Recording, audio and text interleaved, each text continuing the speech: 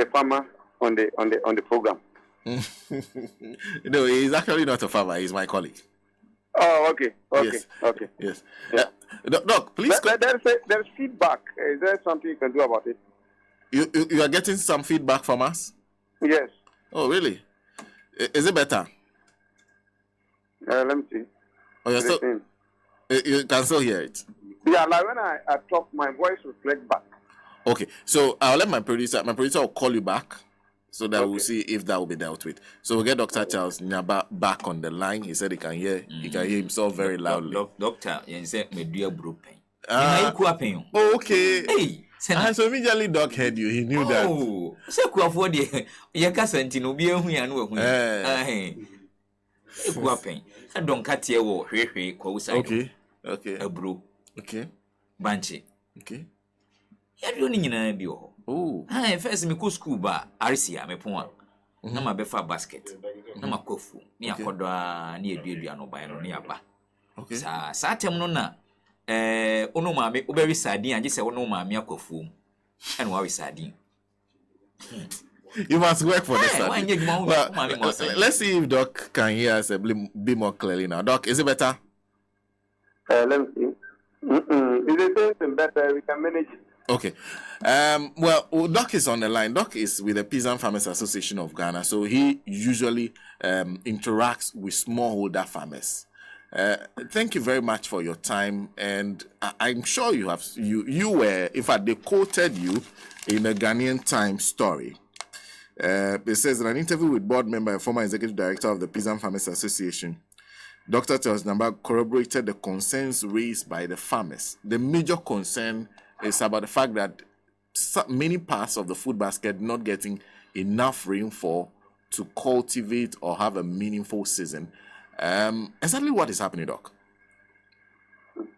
My brother, I think this year's season is frightening. It's even more frightening than the information that I have provided. You travel from the middle belt. I don't know if you know what constitutes the middle belt. Our description of middle belt is the Ejra, Wenchi, Nkranza, Ichiman, Kintampo. So you travel across this area throughout the 5 northern regions. And for the past 2 months, most of districts in this belt have not experienced any rain. If you take the Bono, for instance, Ichiman and Kintampo, farmers plow their land, waiting for rains to plant. It never happened. Those who had earlier rains and they planted their maize, all of them dried up. The same came to northern region, to Savannah region, and then part of Upper West. The areas that are a bit better in terms of the precipitation is Upper East and some parts of Upper West, and then North East. So this is actually a dying situation because majority of farmers could not cultivate in the first place. Those who managed to also plant some few crops, all the crops have died off, except some few crops that are drought resistant and then the cash crops. So it's actually a very serious problem for us. We have missed the whole of the major season for the middle belt. You know, the middle belt produce major season and minor season. So now their hope is that the rains will now come for them to do the minor season farming. But the northern part of the country, some farmers have already missed out. Others, the rain just started this week, and then those farmers are now planted. Under the normal circumstances in northern Ghana, the crops have been getting ready for harvest. So if farmers have to plant now, we just have to pray that the rains will extend to November.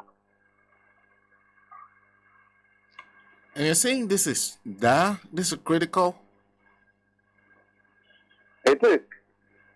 It is because even under the normal situation where we have our usual rains, we all see that our food supply continue to decline relative to the population growth.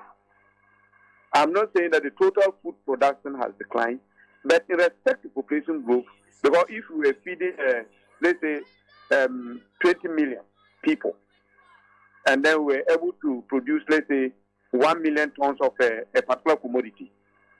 And if our population is now 30 million people, and you are still producing the same 1 million tons of the same commodity, you realize that the demand will be higher than supply, and there will be shortage. It is part of the reason why we continue to get food price inflation and shortage, and we have to rely on importation. So if inflation is increasing, other countries are doing, sure that the food price also increase to respect population growth. But in our case, we are not able to do that. So the population keeps going up, but we are not increasing food production commensurate to that growth to cater right for the new people who are coming in. You are perfectly right. Now, having said that, you mentioned the areas of, you said, I think I noted you talked about the Techima area. Yeah. Portions of the northern region. Yeah. And the parts of the Upper East region. Upper East region is relatively better. Okay. But part of Upper West. Parts of Upper West? Yes. Okay. So parts of Upper West. How critical are these areas to the production of food in Ghana?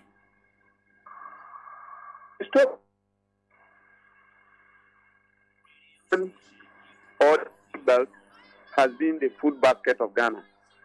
When you take a majority of the maize in some years back, it was coming from Techiman, Kintampo, Nkranza, Ejra, and Wenchi. It's just for the past few years, 4 or so years, that this league has been taken by Upper West, specifically Sisala area. That is around Tumu, Bolu, Japa. They are now leading in terms of food, maize production in Ghana. So if these areas are impacted by this drought, you can imagine how that will influence the supply of maize. More specific, is self-sufficient in maize, and maize is by this. So obviously, our maize supply is likely to come down. The middle belt always acts for both. The middle belt would have been supplying maize and then down the prices. Today, the market, the price of the maize. Europe, instead of the price down. Okay.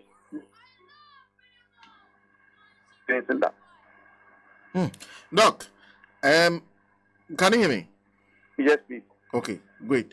It seems we missed a significant portion of what you said about the middle belt contribution to the production of maize, how Upper West has taken over. So maize is the main concern now. Maize is the major concern because the country is self-sufficient in maize. Most of our own agro-based industry, like the poultry and also the breweries, rely on the farmers for maize supply.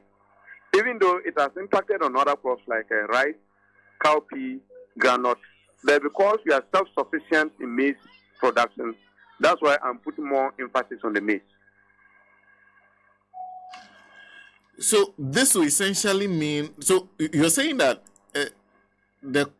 if this affects maize production, it will not only affect consumption by the end user, it will also affect breweries and the poultry industry? Of course. If you look at, if you can reflect back to 2022, one of the major reasons why most of our poultry industry collapsed was because of limited supply of maize and soybean. Because the poultry depends on about 70% of their production cost for maize and soybean. So if maize supply is affected, it will definitely impact on poultry. Other industries like Nestle Ghana, Guinness Ghana Brewery, Premier Foods depend on maize and others. And if they have to import all these commodities, it will go a long way against our forests. Okay. The prices. Okay. So it's actually something that we are able to very farmers to bounce back. I see. So for the north, if you missed it, that is it. For the middle belt, you're saying at least they are hoping that the minor season will help them recover something. Yeah, for the middle belt, they lost the major season. They are preparing for the minor season. So it means that with some little support, those who cannot afford to plow their procure seeds to cultivate will be able to do that. To support those who lost their farms, because it's very expensive to do this. It's expensive. So you have to do this preliminary expenditure, and now they have to do that all over again. It's going to be a problem for them. Ideally, they would have relied on loans and credit to do that. But most of the financial institutions are not interested in engaging farmers. So the only body that we can all rely on is government. And we just hope that government will see this as an emergency situation and try to come into devise strategies to put them back to production. You are one of the advocacy groups within that sector. Have you made government aware of this, or do you already know? Apart from the fact that this issue is cutting across all districts, where we have the Department of Agriculture who report directly to Ministry of Food and Agriculture, we have engaged government bodies on several platforms to draw their attention to that. This morning, we have given a letter to the ministry reminding them of the situation on the ground. This morning, we are also having a press conference to let the whole country understand what is ahead of us for us to prepare well to be able to meet it so that it won't be a surprise. So that is what we are doing. Apart from that, we try to also sensitize our own farmers for them to use climate mitigation strategies in their production by using a short maturity plant varieties, using drought-resistant crops, try to incorporate trees into their planting processes, and then to stop bush burning and then unnecessary cutting down of trees, which is leading to desertification. What we push from government is to also come with policy measures that curb galamsey activities, because trees are the number one determinant of rainfall pattern. What we are experiencing is because we have destroyed almost all our forest vegetation. Even the forest area, the trees are gone. Northern Ghana, the trees are gone because of galamsey activities. So if we are able to put in measures to reclaim our soils, to plant more trees, I'm sure in going forward, this situation may ease a bit. And already the average peasant smallholder farmer is down. And of course, we've spoken earlier about the fact that they're even struggling to raise money to plant in the first place. What would this mean to them? It means that they are taking a step back in terms of their food security situation, their poverty situation, because if they lost farms and there's no way they are able to reproduce on themselves and nobody comes to their aid, it means that their total yields will actually be less than expected. And their yields determines their income level. Their income level determines their food security and poverty situation. So this situation means that the farmer is likely to become more poorer than before. The farmer is likely not to be able to take more nutritious food because they produce these crops. They sell some to be able to balance their diet by buying meat and other protein. So if they don't have enough to even sell and enough to consume, how would that influence their nutrition? Okay, and other crops that would have produced, just as cowpeas, beans, groundnuts, to supplement for the grains and vegetables that they eat. They lost all that, and so eat anything which is called food and not a balanced diet. Well, this morning, one of the things that is major on the front page of the Daily Graphic, inflation eases to 20.9% in July. Food inflation also declines sharply. Now, the food inflation declines sharply. That is good news. But from the fact that you are so worried about a situation, you plan to hold a press conference to tell the nation that there's danger ahead. Are you suggesting that this will be short-lived if this continues? Of course. Actually, I have to try to investigate the data, especially the food inflation component, to establish which are the various food commodities prices that are coming down. Because sometimes when this data is put out there, we, the practitioners on the field, have a bit of doubt about the credibility of such information. Because when you take the major food that we eat, rice prices keep increasing. Maize price keep increasing. Okay? Maybe the only commodity you can talk about tomatoes, because some few farmers have started harvesting tomatoes.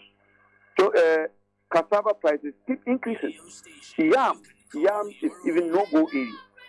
So I don't know which selected food basket that they use for the analysis. But to me, I will completely disagree with that data. You disagree with the data that you're hearing, that food inflation is declining? The data suggests that food inflation is coming down.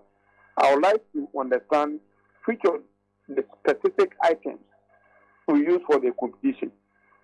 Know that if you talk of food, you have the locally produced one and the imported one. Are they referring to the imported one? If the price of imported food items are coming down, that one has little to say about that. But even with that, we need to go to the market and shops and find out the prices this month compared to last month, compared to last 2 months, before we can make such conclusions. But if it's a local commodity, as a practitioner and somebody who is always on the field, the prices are actually going up.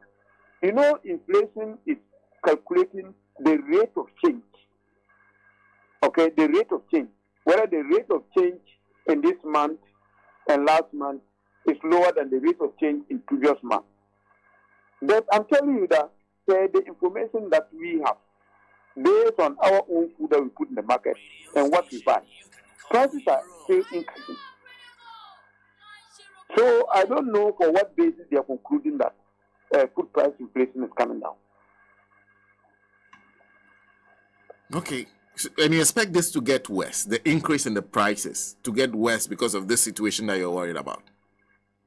Most likely, if the drought situation continues as it is. Well, but just one last question, because I know you organize a press conference. We'll, of course, share with our listeners subsequently. But I know your judgment on a one village, one dam. But has any of these dams that we've invested to come to the rescue of any of the farmers at all in this situation? No. You know, if you look at the one village, one dam, it was basically meant to ease farmers' activities during the off-season, that's the dry season. During the dry season, farmers were expected to rely on the one village, one dam for producing and for other activities. But the start of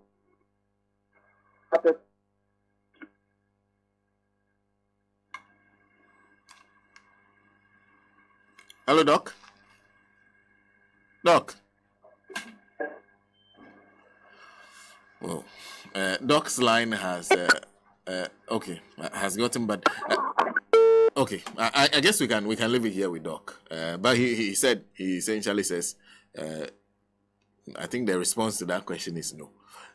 Well, on the matter of the dams. The matter of the dams don't seem to have favorable, is it ratings or whatever? Very interesting. Do some business